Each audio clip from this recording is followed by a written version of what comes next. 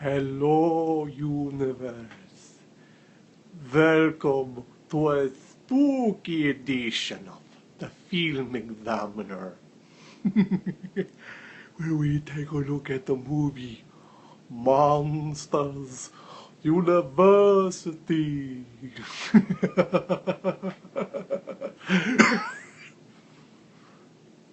I think I scared myself. Hello, universe. Welcome to another edition of the Film Examiner. Today, as you already can tell, we're taking a look at Monsters University, featuring the voices of Billy Crystal, John Goodman, Helen Mirron, and Steve Bscemi. Directed by Dan Scanlon. So, let's take a tour of the story. This is essentially a prequel to the original Monsters, Inc., where we already know what happened to Sully and Mike Wazowski. And in this one, it's actually about their early days. It really is mostly focused around Mike until he gets of college age, and then we bring in the character that John Goodman plays of Sully, and we start to meet all the people around him as basically Mike is trying to get through Monsters University to ultimately become a scarer. But his journey is not quite so simple. The story is actually really good, and this is a great story for kids. One of the things that doesn't happen in movies a lot nowadays is that you have movies that are great for children and also adults can enjoy them. There's another YouTuber by the name of Shay Carl who talked about this because he actually ended up working on the red carpet or the blue carpet for the Monsters University premiere. And he was talking about how there's jokes in this film that adults will get, and then there's jokes for children. And it's very true. Pixar has a really strong pattern. I'm not going to say every one of their films is a home run, but a lot of their films do have the ability to appeal to both the kid and adults as well as the kids that are, kids.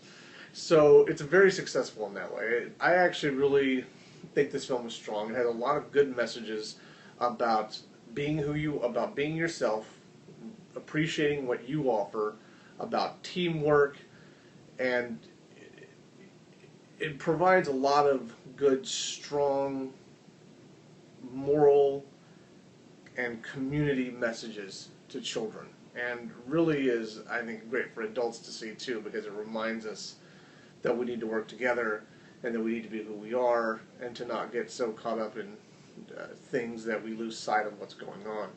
So that's really the story, is about Mike Wazowski heading to college and trying to become a scarer, and then his early interactions with Sully as a result of their meeting at the school. As it goes along, Mike and Sully are originally not friends. They're very much at odds because Sully comes from a family that is really well known in the Monsters, I guess, circle is the best way to look at it. He's very well known. His family's very well known in the monster circle, so he has certain expectations. But in a way, because of that, Sully takes it for granted and doesn't appreciate where he comes from and the heritage that goes along with his family, as far as he thinks he can get ahead without doing anything. Whereas Mike knows that he's just this little, sort of an M&M, I guess you could say. He really is just an I, but he's basically an M&M, and who's scared of an M&M? So he's, I guess that depends, but he's so small and doesn't have that kind of a voice. If you know who Billy Crystal sounds like, you know that he doesn't have a terribly intimidating voice. He's got sort of a kooky, funny voice. And so he struggles to get ahead, and he and Sully basically make this competition that says, by the end of the year, I'm going to beat you. That's what Mike says to Sully, and Sully says, yeah, right. So they go through the year, and you see basically how Mike is studying hard while Sully's sort of partying his way through, and how they ultimately are competing to be acknowledged as the best person in the scare program. Ultimately, Mike definitely shows that he's more committed to it, but the challenge is can Mike be scary? And that's really what this comes down to for him, as far as his character's point is, can Mike be scary? And ultimately, Sully and Mike find commonality because they participate in this scare competition. And it's the only way that they can ultimately end up staying in school. And I won't go into too many more of the details than that. I'll let you see the movie because it is worthwhile to see. But it basically is about, you know, don't lose track of your purpose and remember that you're in this with other monsters, I guess. So that is really what the point is, and it ends with this great sort of bittersweet ending that's not really what you would expect. You know, you usually expect sort of the happy ending. Well, okay, they get this and they get this, but it doesn't necessarily. Their ending is not is happy, but it's not necessarily as a result of the way you would expect it to be. And so it's really strong in that way. This is really actually a really good Pixar film. I really enjoyed the film, and I don't watch a lot of cartoons, and it's been a long time since I've seen the original Monsters University. But I thought it came off pretty well. So story-wise, I'm going to give it a solid 4.5. It really is. I mean, there's things obviously you can do with any story. I think there was a little bit of a hiccup at one point where Sully and Mike Wazowski decide that they've both made mistakes and they need to come together. And I think that maybe could have been done a little bit better. But overall, you got to remember that the target audience for a Pixar film is children. So it has to be something simple enough to where they can understand it and sort of, relate to it and move forward in the story understandably. And I think they accomplished that very well. So 4.5 out of 5 for the story. The characters, very distinctive characters in all of this. The professor, which is sort of a vampirist character, played or voiced by Helen Mirron. Great job by Helen Mirron. I don't know a lot of Helen Mirron's work, but as a result of seeing this, it makes me want to see more. Steve Buscemi, who does the voice of Randy, who is Mike Wazowski's roommate in college, is great. Steve Buscemi is so really commonly known for doing mobster and gangster type pictures that when he gets to go, and if you haven't seen him in Fargo, you're missing out. Steve Buscemi is just a great actor, but he always plays sort of the gangster character, and Steve Buscemi has stepped out as a talent into a place where he can start showing himself off more in a variety of roles, kind of as the nerdy guy, and that's what he really is Randy in this particular. Randy, he's really more of a nerdy guy who's trying to become cool, and I think he did a great job of pulling that off. I mean, all of the characters are very unique, the voices are definitive, and this is an important part of especially a animated CGI, whatever you want to call it, type of picture, because the voices have to be distinctive otherwise, and the way they portray those voices have to be distinctive so that you can really sort of connect with the characters and remember who they are. Because if all the voices are the same, it's so easy to get lost among the crowd, and they did a really good job of casting this picture. Obviously, Mike Wazowski, Billy Crystal, and John Goodman as Sully, these two people have a history. They've worked in the original Monsters, Inc. They're really well known for that. Their voices are definitely distinctive. John Goodman having that sort of deep, raspier, almost raspy voice, whereas Billy Crystal has that very sort of high-pitched sort of, and I don't mean to say Jewish, but he has that sort of high-pitched sort of nasally voice at times. And Billy Crystal is just such a. I've always adored Billy Crystal as a performer and as a director. So it's very hard for me not to see a Billy Crystal picture that I don't enjoy. And John Goodman has just shown himself to be such a varied talent, from playing good guys to bad guys to misunderstood characters. The quiet dumb guy. He just really knows how to do it, and his voice is an excellent example of what the quality of his performance is concerned. See, musically, let me just stay with characters for a second. Characters, I think, are very strong in the picture. I still call it a 4.5 out of 5. And really, it's because it's very difficult for me to get a 5 for any picture. I mean, it would just really have to, for me, just blow me away to the point of, no return, and there's not really any movie that's ever truly done that. So character is definitely a 4.5.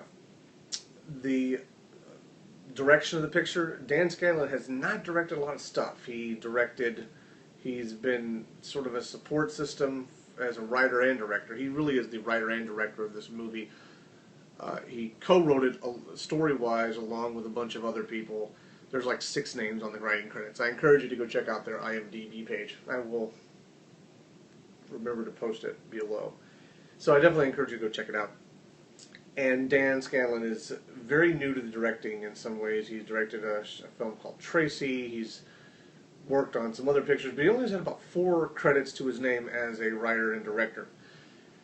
He pulled this off. That being said, he pulled this off really, really well, I thought. I thought he knew how to set the mood in certain situations, and I think that was very, very important. Definitely very strong in that way. Now, I've seen Monsters University twice. The first time I saw it, I did not do a review of it, and I was in a very exhausted place when I first saw it. And when I saw it the second time, I was really able to sort of diagnose it more. And you can see that he really tried to set moods in certain areas, and he tried to show levels. And as a director of talent, when it comes to CGI, I'm not sure how much of the overall picture when it comes to CGI aspects that he's involved with it as much.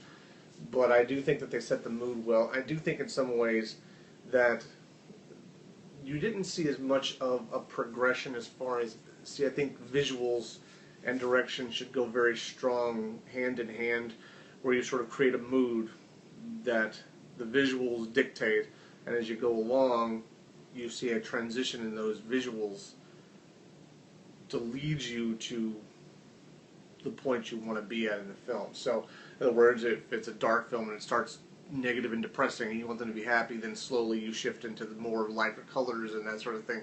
And while a lot of the scenes and moods were set really strongly, I don't know that I necessarily saw as much of a slow transition as far as the visuals are concerned.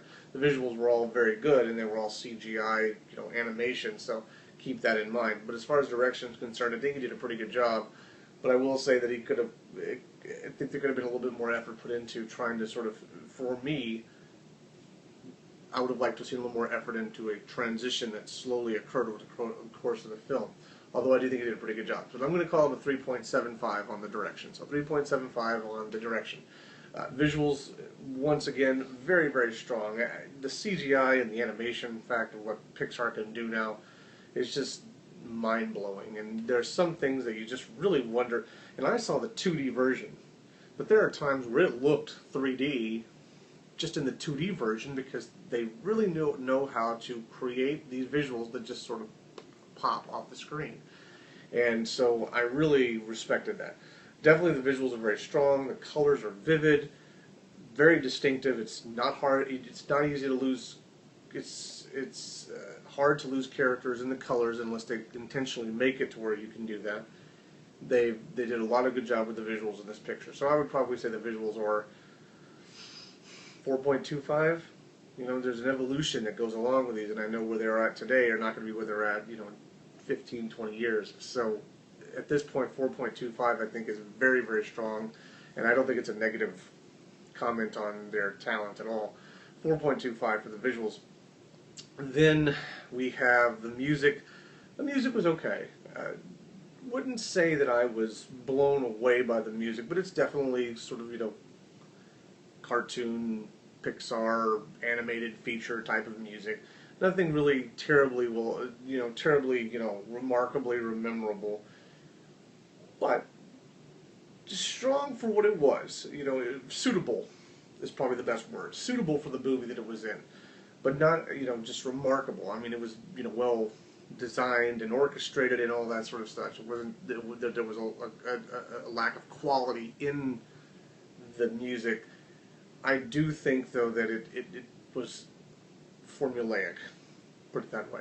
So it could have been improved upon. So I'm going to give that one, really that's going to be the lower score of all of them, and I put that in the range of about 3.5, 3.5.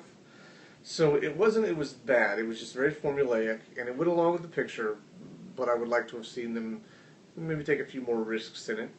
but I also understand it's an animated feature, so that's why I'm going to give them a 3.5. Costuming, there's really not much of a costuming situation in this because it's animated, so costume and visuals go hand in hand. I think the costuming and the visuals did really well. The visuals were really strong in the picture, like I've already said. 4.25. So, when you look at this movie overall, story, characters, direction,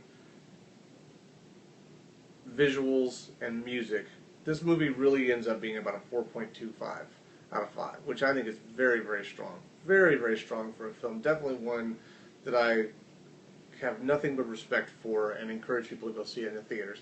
Is it a perfect Pixar movie? I can't say that one way or another. I definitely think it's a very strong Pixar film. Do I think it's the best one? I'd have to see all the other Pixar films to put it in a sort of in order. It definitely stands out, though. This is one that I remember vividly, just like I do the final Toy Story. So I definitely encourage you to take your kids, or if you're just an adult who likes animated pictures, go see it. And I saw a really cute lady at the theater who I've met before who came up to me and said hello. And yeah.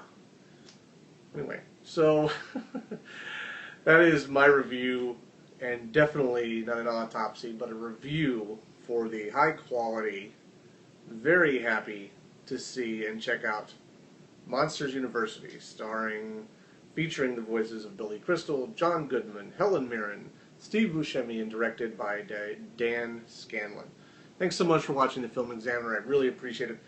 Feel free to leave your comments or video responses below, sharing your opinion with everybody else in the universe about what you thought of the film, and I look forward to seeing you next time. Thanks for watching, and have a great day.